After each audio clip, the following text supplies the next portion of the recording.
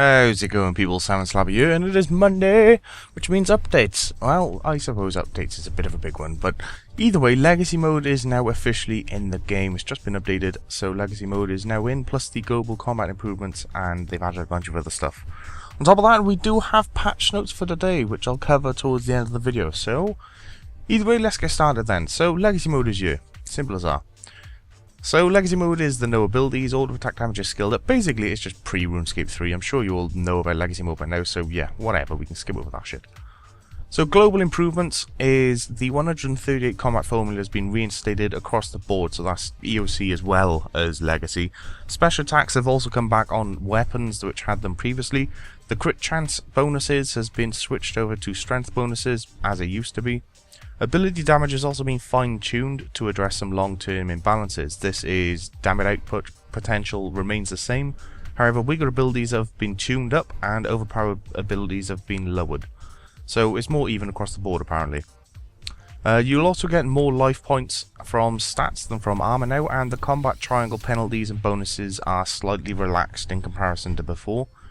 The loadout interfaces have also been updated to give clearer info on offense and defense stats. So there we go.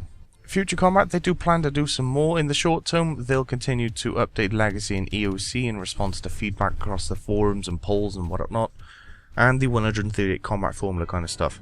In the long term though, they want to revive stuff like PvP minigames and bring it back to Wilderness. Also, they want to bring back monster aggression. And this is also going to rework equipment that has lost its relevance, and offer options to have Legacy combat with the new interfaces and vice versa. Now honestly, out of all of that stuff, the 138 combat I really do like. The 138 combat is probably the best thing that they're actually bringing back. The other thing I did like was the old interface from pre-EOC. I don't know if anybody else agrees with me, but I like that interface. So the fact that their long-term goal is to have options where Legacy combat can have the new interfaces and EOC combat can go in the old interfaces, I kind of like the idea of that. Because the only reason I'd ever use Legacy combat is just so I can have the interface thing. Yeah. Bit petty, but meh, I like it. So another thing worth noting, if you haven't already, they have the summer special membership package, which was 25% off 3 months membership, and you get XP boosting auras and amulets. So that's the goal of this thing anyway. Well, that was meant to end, but they're going to be extending it to the 28th of July, probably because it's been selling out pretty well. So if you need membership and you want to get some nice boost to your XP gains, then this is something you may want to look into. So yeah, there is that. Other than that, patch notes.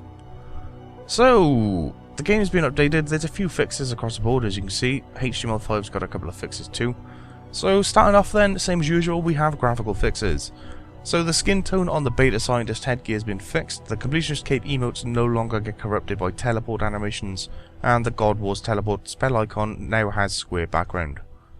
So skills and minigames, Treasure Hunter will no longer pause indefinitely on the attempting to approve key screen, players can no longer take pets to pest control.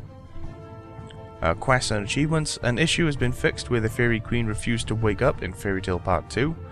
The Spirit Realm, which can be accessed through portals around the wilderness, no longer leaves the Spirit overlay on the game screen after players have left the area. Mentions of My Arm changing the Trollheim teleport to God Wars Dungeon have been updated to mention the new standalone God Wars Dungeon telly.